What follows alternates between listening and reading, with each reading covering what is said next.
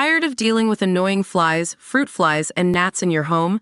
The Zevo Flying Insect Trap is your ultimate solution. Don't wait. Check out the link in the video description now to get your Zevo Flying Insect Trap on Amazon and enjoy a bug-free home today. A whistleblower is claiming that the lead Secret Service agent in charge of Donald Trump's deadly Butler, Pennsylvania, rally was inexperienced and failed to implement appropriate security protocols. The complaint comes weeks after 20-year-old murderer Thomas Matthew Crooks shot Trump from a perfect location in relatively close range to the former president as he spoke at the July 13 campaign rally. Crooks hit Trump, injuring him and two others, along with fatally wounding firefighter Corey Compertor. The shocking new testimony comes from a whistleblower with direct knowledge of the event, according to a letter provided to DailyMail.com from the office of Senator Josh Hawley, Republican Missouri. Concerned over this lead agent, who is still doing protective visits, Hawley is now demanding in a letter to Secret Service Acting Director Ronald Rowe that the ineffective lead site agent be suspended and investigated immediately. Your refusal to hold this individual accountable is increasingly inexplicable, Hawley wrote in the letter to the Secret Service boss.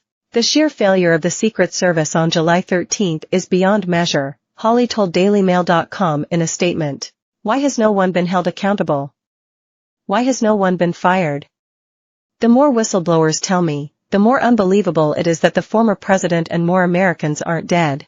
They need to suspend the lead site agent, get them out of the field, and give us answers. A separate whistleblower told Hawley that the same lead site agent personally made decisions that likely compromised the overall security of the event. The site agent, the lead agent, was known to the Trump campaign to be inexperienced, to be ineffectual, to be, frankly, incompetent at their job, Hawley told Fox News' Jesse Waters Monday evening.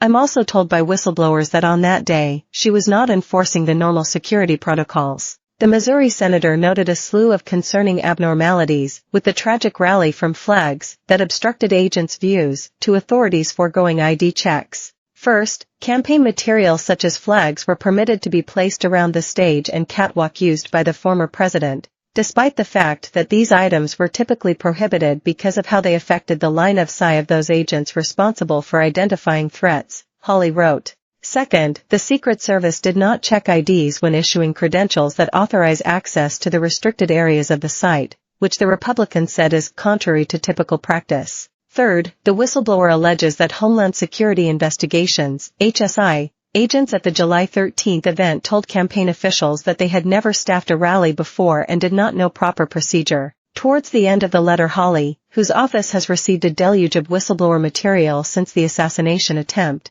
struck an incredulous tone. These allegations raise serious questions about the lead site agent's conduct and individual you have so far refused to hold accountable. You are also jeopardizing the security of protectees by allowing this individual to continue working. The senator demanded responses to his questions and request for the agent's suspension by August 12. Acting Secret Service Director Ronald Rowe revealed failures from the day former President Donald Trump was nearly assassinated in a CSPAN interview on Friday. Rowe also revealed that nobody has been fired yet over Trump's near-death experience. The acting director explained that Secret Service officials had no radio communications with local police and weren't aware Thomas Matthew Crooks had a gun aimed at the ex-president before he opened fire.